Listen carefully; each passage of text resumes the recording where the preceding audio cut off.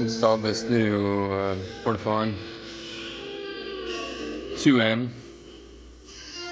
I just removed the Audio Technica and I adjusted the tracking force. I believe I set it to 1.5. Set the tone arm at 1.5. Had to recalibrate.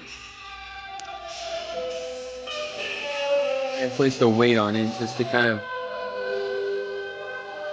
see if I see any adjustments. Still debatable among many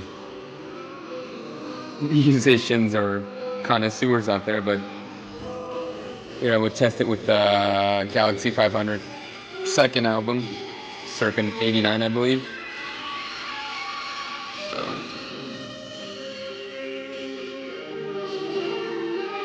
Little sax action right there.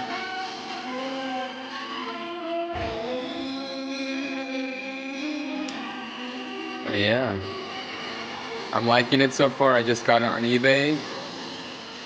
I installed it and sounds great. I've removed the original Audio Technica cartridge. And I'm happy with the outcome.